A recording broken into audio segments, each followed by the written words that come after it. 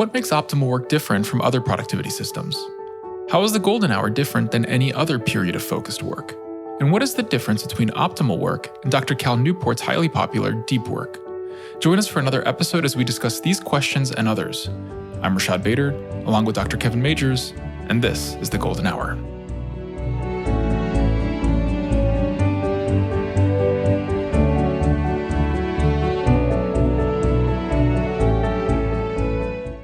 Welcome to another episode of the Golden Hour. I'm Rashad Bader, and I'm here with Dr. Kevin Majors. Kevin, nice to see you again. Hey, Rashad. Good to be back here with you. Wonderful. So, Kevin, I wanted to bring you a question that we received from one of our super users who's rolling optimal work out at his organization. I thought it was a great question. Here, I'll actually just read it straight from the email. So he had some earlier text.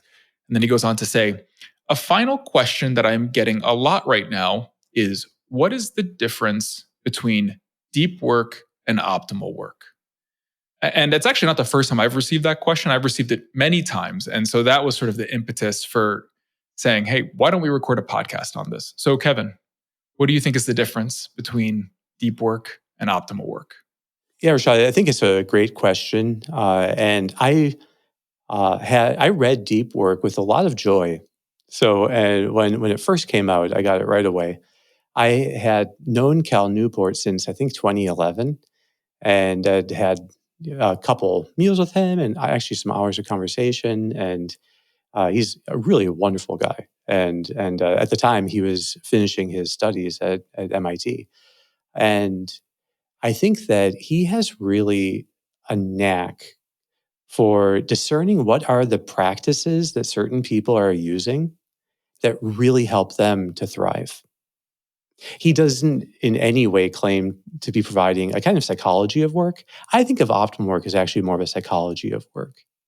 So it's more of a broader theory, and it's so I think that we speak to challenges and how people are thriving on challenge, how they're engaging challenges and turning them into opportunities. That kind of psychology, which extends to talk about anxiety and then how to deal with distraction and then how to find meaning and ideals as you kind of go up these different axes in the brain, which we've talked about in other podcasts. I think it's actually a very complete psychology. And it has it ties together a lot of elements so that essentially your work, an hour of work, any kind of work, turns into a kind of gym for your soul.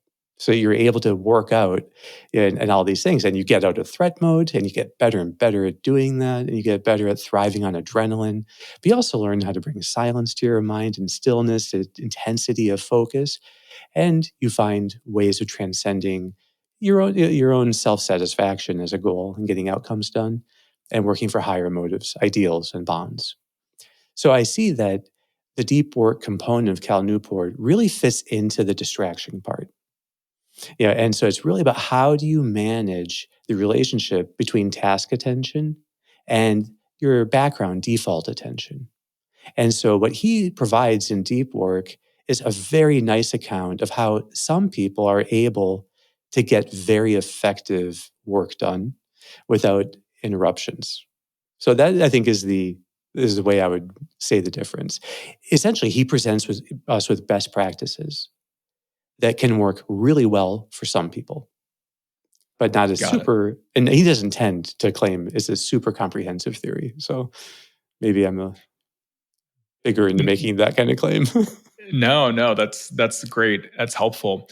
For those who aren't familiar with deep work beyond what you just said, right? I actually didn't know that you had gotten together with Dr. Newport. That's really exciting. That's fun. For those who aren't familiar with deep work or Dr. Newport's work beyond that, what would you say is the key insight from deep work? Well, I would say that the key practice of deep work, which is not what you asked, is setting aside large blocks of time.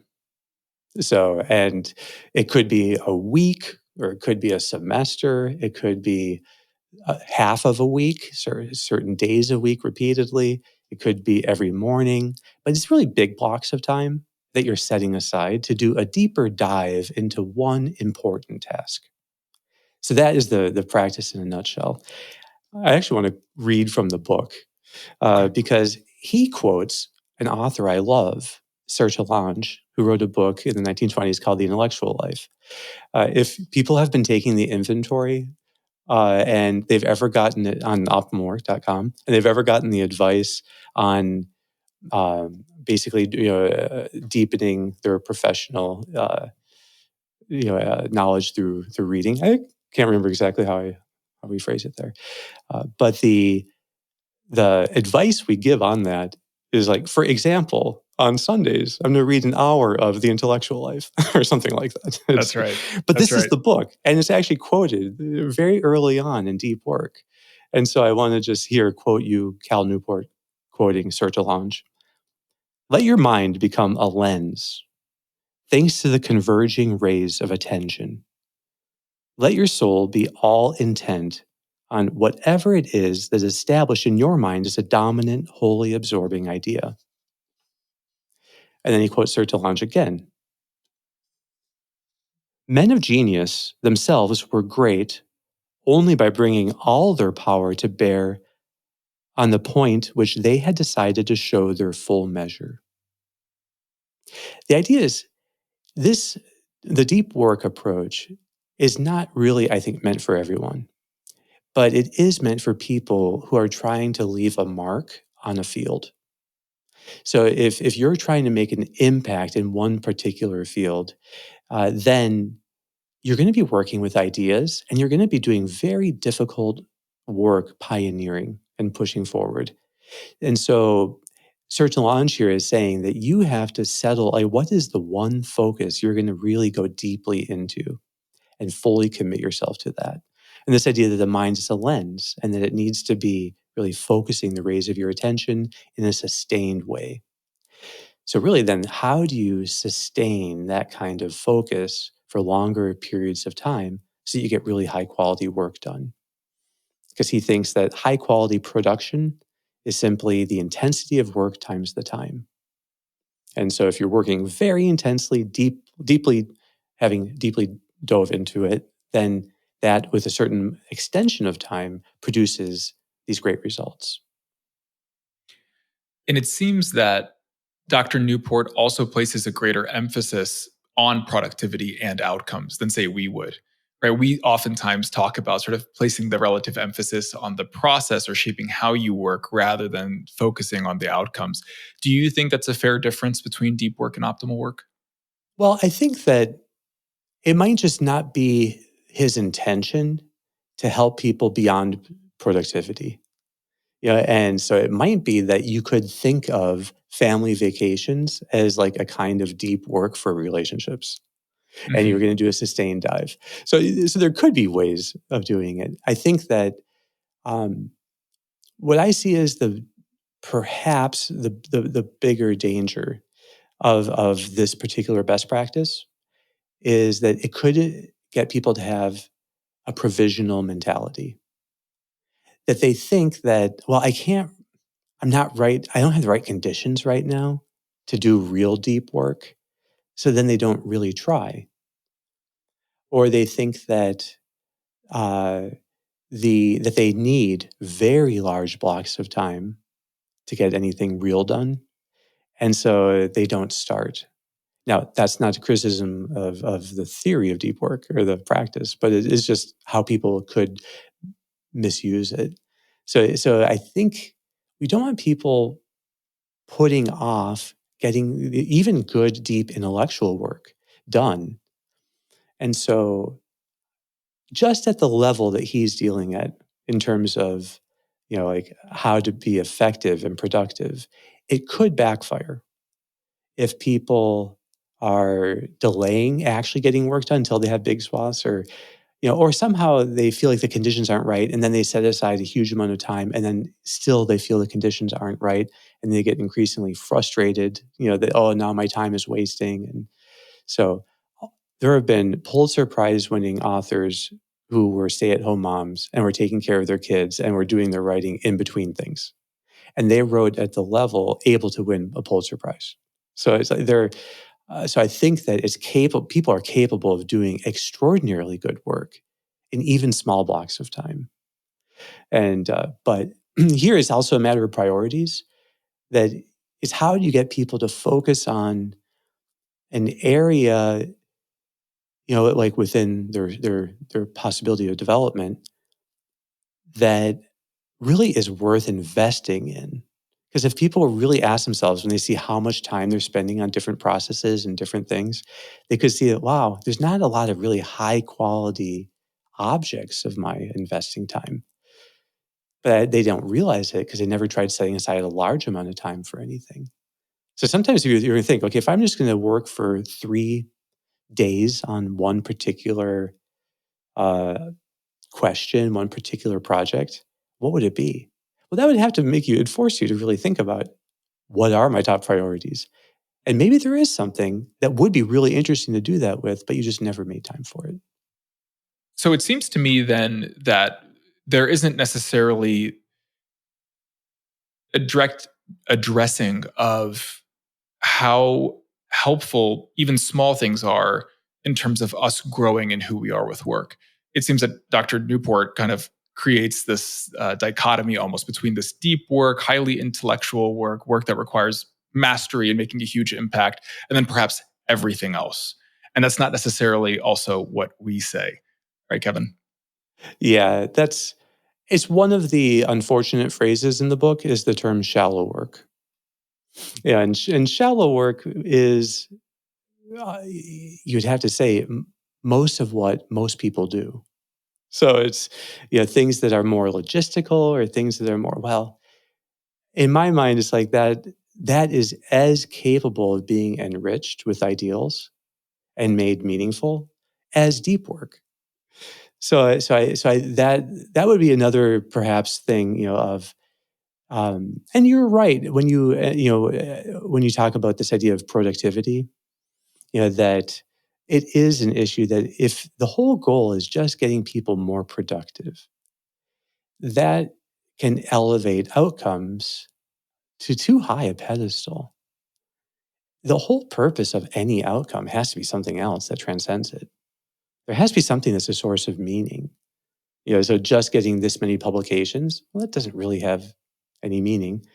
And so the more people are focused on productivity, I think the more danger there is that it's really a kind of self-satisfaction they're seeking. And they're wanting to feel a certain satisfaction once this milestone is achieved. So now those milestones could be very good milestones to achieve, but they could be done with the wrong motive. Doing it for like a personal sense of completion. And that's what satisfaction is. It's like a personal experience of completion. And we all get a little bit of that when we finish things. But that's different than what you get from really fulfilling work. When you're really acting on ideals, growing in a virtue doesn't feel satisfying in the moment, but it is completing, in a much, much deeper way. So, no one who has like a virtue of patience to a very high degree is actually feeling satisfied when they're exercising patience, but they do feel joy actually, that they can stay joyful in the midst of trials. Well, I think any kind of work gives you the ability to grow in ideals. You can always find some way of turning that work into love and service. And so as you turn the work into love and service, I think you see that it becomes beautiful no matter what it is and no matter how long it goes on for. And that transcends outcomes. It transcends what you're actually accomplishing in productivity, and puts them in the right context. That really the only real reason to be productive is to love and serve others, to grow yourself. And that's a perfect sort of emphasis on what optimal work is, right? Say versus other systems such as deep work or others, even though those may have very good things in and of themselves. But as we're talking, I want to sort of circle back. So we've spoken a little bit about Dr. Newport's work. We've spoken a little bit now about some of the things that optimal work strives for. But I keep coming back to that question, which is, what is the difference between between deep work and optimal work. So if someone's listening and they ask that question and they're not very familiar with us, they may say, okay, well, that sounds great. That in fact there could be a higher calling to work, that we can try and make even the small things infused with love and service. Okay, how do we do that? How do we go about doing that? So again, so for regular listeners, they may be more familiar with this, but how would you answer that question, Kevin, to someone who's not familiar with optimal work? I would say optimal work is actually focused on challenge and actively challenging yourself in any kind of task by bringing your highest ideals into that task. Now, so that you can see that task as a way of growing and learning and practicing something. So it might be that in particular task, it's enough that you're growing in a skill. But that skill still needs to be serving some other higher kind of reason that you're using it. And ultimately, it has to be some kind of service. It's really your bonds with others that are being built by doing very high quality work. So there's some kind of, so I think that we are very much into how you can approach work in a way that ends up being transcendent of self and transcendent of productivity.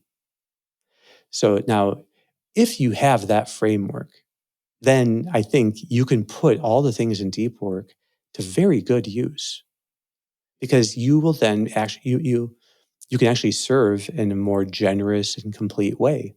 So you can have greater creativity because you had built these temporary or temporal silos, in your life where you could do this kind of focused work. But just on its own, focusing on a practice of like, by itself, apart from any context, would be very left-brained. And it would have to be just aimed at productivity. And optimal work is very right-brained and is aimed at actually elevating outcomes and putting them in the service of higher goods. That's wonderful. And it reminds me of our ideals module in the masterclass, which talks about growing in sincerity, humility, and generosity. Yeah. And how that's sort of the natural fruit of, if we look at reframing mindfulness and challenge, that is really, it's sort of the transcendent aspect of our theory of growth. And it takes us into the cultivation of those ideals. That's exactly right. And just to say that this thing of, am I working for the goal of self-satisfaction? I think that is a very important question that we ask ourselves.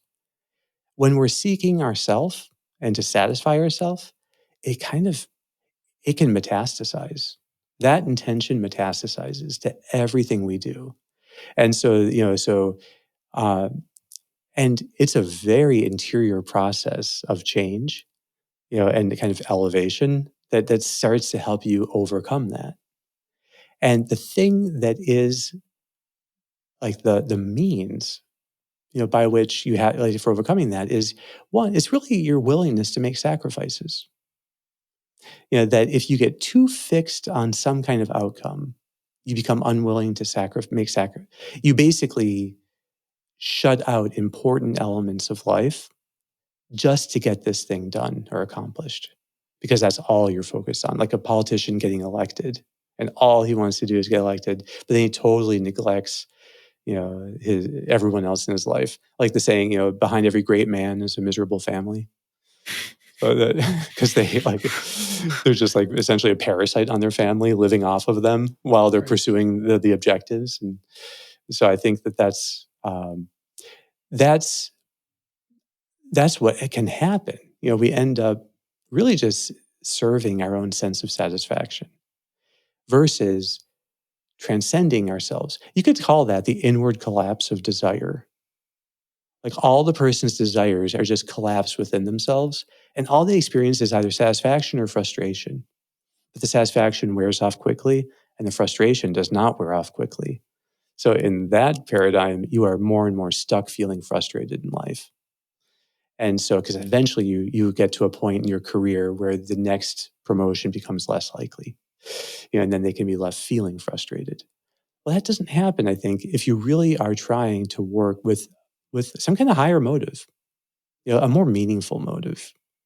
But we call that reframing. It's like, okay, how is this task giving me an opportunity to serve others? How is it giving me an opportunity to grow?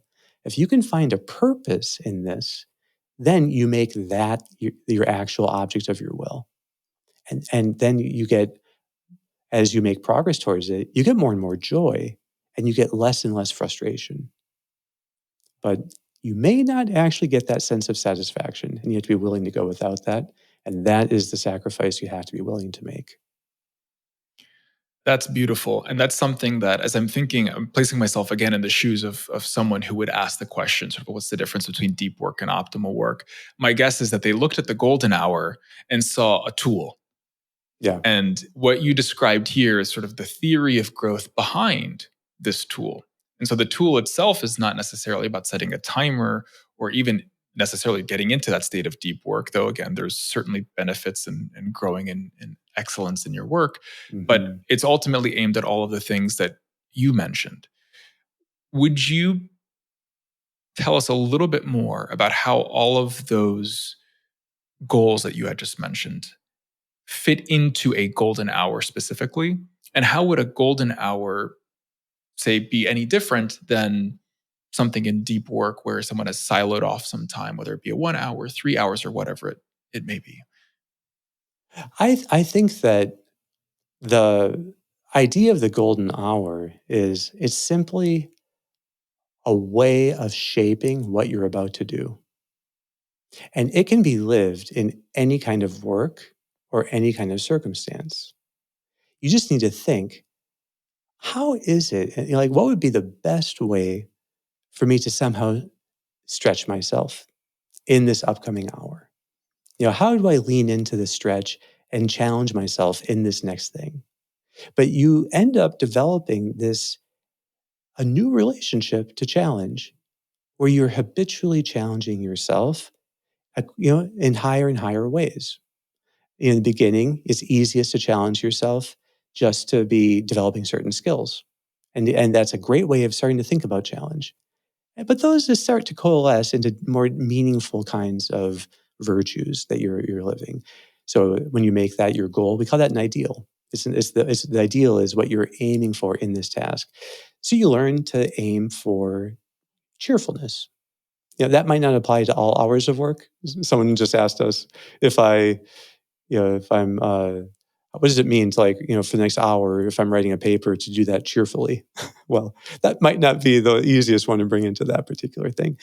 But even then, when you start feeling like you're complaining about the task, cheerfulness wards off complaints and it stabilizes your reframe. So just trying to be stable and reframing and quick to reframe, being quick to reframe is a skill, but cheerfulness actually is one of the ideals that guides it and kind of gives it life and meaning. But then it lends itself to really developing bonds all around you. And that's the real, so it leads you to transcend yourself and really form these meaningful bonds with others. So I think that the golden hour it works very well for getting 45 to 90 minutes of work done. Maybe less, maybe more, but that's usually what we tell people. So because you're just putting order into what you're about to do, and it just, in that sense, it has to work. Yeah, and if you don't have steps to follow in the golden hour, you're just looking for some trigger for practice. So, okay, so you might just be looking, if you're a doctor in an ER, okay, how could I be practicing cheerfulness in this next hour of work? That would be a kind of work that would lend itself very well to cheerfulness. And then when people are short with you and people are, demanding or sassy or whatever, you just respond cheerfully, and you could rack up that practice pretty quickly. So I think that we have a very flexible approach built on reframing, mindfulness, and challenge, actively challenging yourself. And that allows, I think, for a theory of growth and how we end up having fulfilling lives. Um, I think if a person has the ability to bring in the deep work methods into their life, they could end up serving society in an even greater way. Because it, again, is for people who want to make a lasting impact, I think, in their field. That seems to be the best case use of it. And so in that case, it's even better, but in the right context. which we could perhaps say that Newport assumes this kind of context of That's the right. broader. Yeah.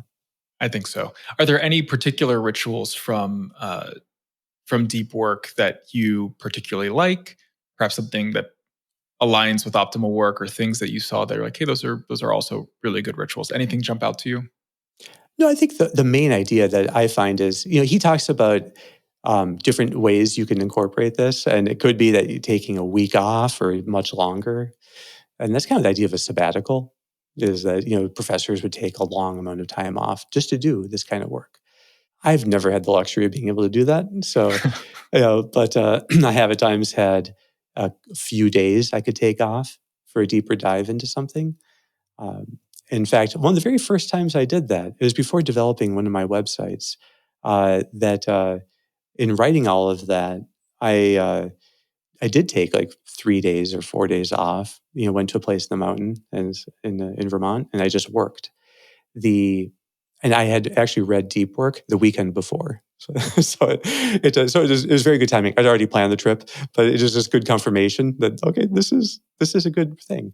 So I think for me personally, I do like being able. I have certain days each week that I don't have patients scheduled.